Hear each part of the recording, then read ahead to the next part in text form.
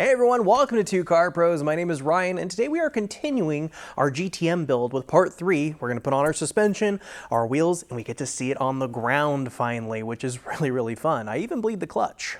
This is effectively going to be the world's cheapest supercar because it's mid-engine with way too much power and it's super light.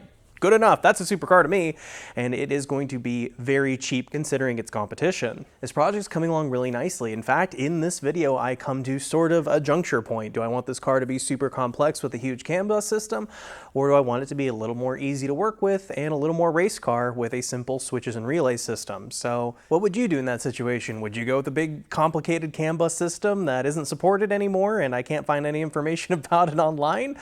Or would you just go back to the old school standard of switches and relays and just have it work really well and effectively? I think you can tell which way I'm leaning on that.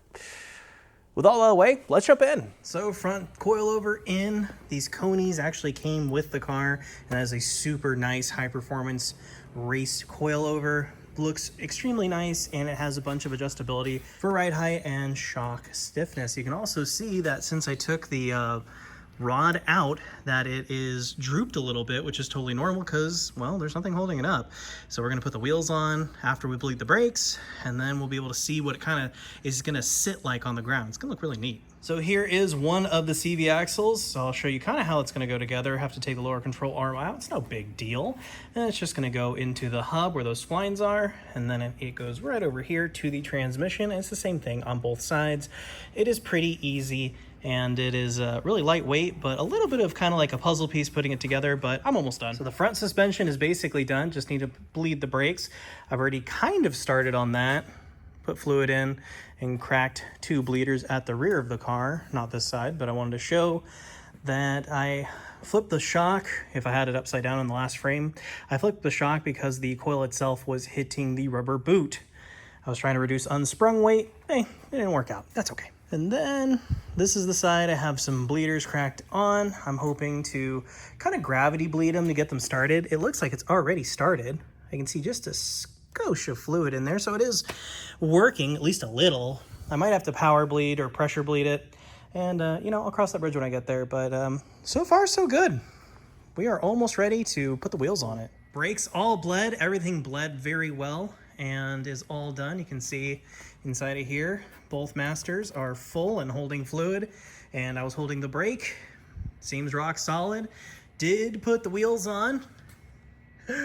I think the rubber is quite old. I'm not sure Hankook makes tires still. Probably, but I think the tires are from 2005, so they're about 20 years old. So something like that. But it does look amazing. I haven't put the center cap on this one because I need to put the nut on still. I need to find that in this, you know, big thing of parts I have. So a couple more things I need to do, but the braking system is completely done. I do need to bleed the clutch though, which is going to involve using this bleeder here. And there's a line right there that connects from there into the transmission itself, and then we'll be able to bleed it. And then all of the bleeding will be completely done for the car. But honestly, this project is moving along really well, and it looks really freaking cool with the wheels on it. All right, clutch line on. It was a -3 fitting, which is interesting. 11-inch line that will handle that hydraulic pressure. So now I can bleed the clutch, which is super cool. I've also come to a little bit of a juncture with the wiring. So originally this car had it set up to where the ECM essentially stood up like this, and then it'd be behind the passenger seat. I'm not sure I really like that. So I think I'm going to change that, and I think I'm just going to take all the wiring out of the car and just start from scratch, because I found that painless kit over there that is just a series of switches and relays that makes way more sense in my brain than all these wild CAN bus systems. There's literally 3 of them all over the car, and they control all kinds of things automatically using the ECM, and it just adds a layer of complication that I really don't want for this car. I want it to be just like a simple, really nice track car that works really effectively and doesn't have a whole lot of bells and whistles or, you know, things to go wrong or weight, because all this stuff does add up. And obviously in a race car, you want it to be fast. Car up on the lift, looking very snazzy, very good.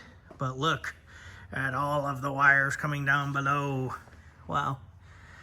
Yeah, it's been a little bit of a task getting all this out of here, just because this is using a system that I don't want to use anymore for simplicity and lightness. And you might scoff at me that, you know, wires don't weigh that much, but this whole trash can would beg to differ. This trash can has everything we took out of it in there, and it is pretty heavy. I'd say it weighs at least 60 pounds. And we haven't even put the rest of the wiring harness in there. I can't wait to build my own. I actually really like building wiring harness, just because I feel like I'm really good at it, and I can make it nice and light and simple and easy. All right, I put the steering wheel on. It's this nice suede Momo unit, and then you can just remove it when you get out, which is cool. I put the bezel on for the steering shaft. That's just off a Corvette. I think that looks really snazzy. It needs to be clean. It's a little dirty. And then I took the shifter out because the shifter that it came with isn't nearly as cool as this one that was custom made by Factory 5 for this car. So I'm gonna do my best to get that working. And there's the shift cables to make that work.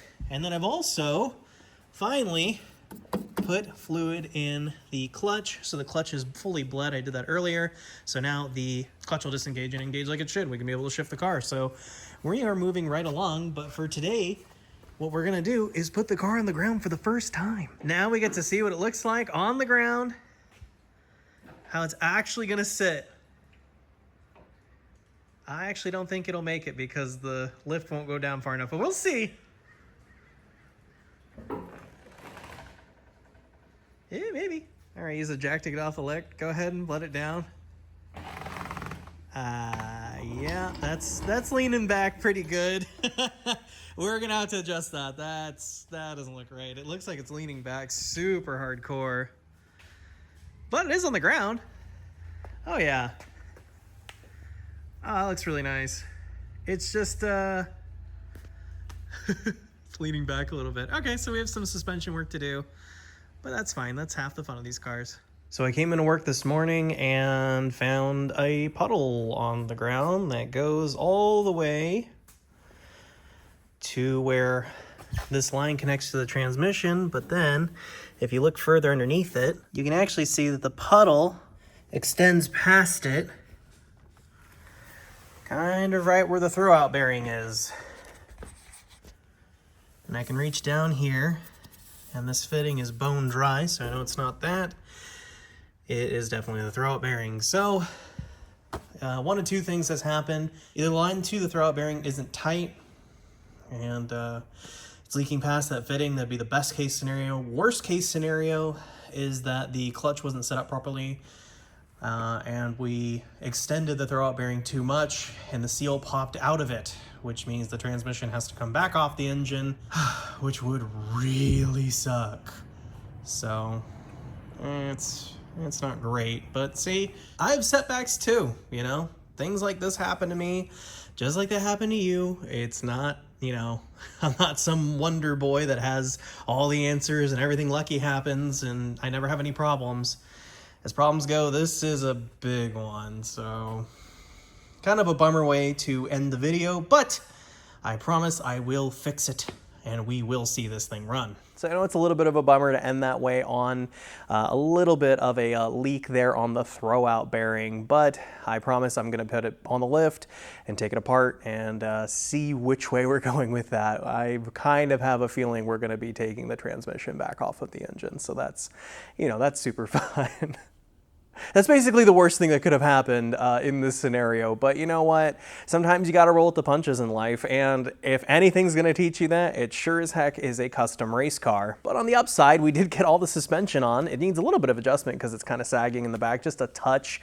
It needs to be up a little bit more. So maybe we can crank the coilovers over, or I have other set of springs that might bring the rear end back up so it doesn't kind of look like it's leaning back. Because we really want it to be nice and flat, or maybe even just a teensy bit up in the back, so that way when you gas it, the rear end squats down just a touch. That's kind of how you want it, but you know, we'll cross that bridge when we get there. Otherwise, the car looks really good with these rims on it. When I first saw these rims, I was a little bit questioning what they would look like on the car, but I don't know, I really like them. So those are definitely gonna stay. I think they look really neat, and I think it'll really look well with the car's whole color scheme. Speaking of colors, we are gonna have to paint the body. What color would you paint the body? I'm leaning towards a lighter color just because it's easier to paint, and I think I'm going to paint it myself and save a whole bunch of money, and I'll show you exactly how to do that as well. Thank you so very much for watching. I really, really appreciate it. If you found this video helpful or interesting at all, please consider becoming a member down below and clicking that join button. It is a direct way to help the channel out and help me build the world's cheapest supercar, which is still going to cost a decent amount of money. Otherwise, a subscription, like, and comment go a long way in the YouTube algorithm, and I really, really appreciate it. Thanks again for watching, and I'll see you next time.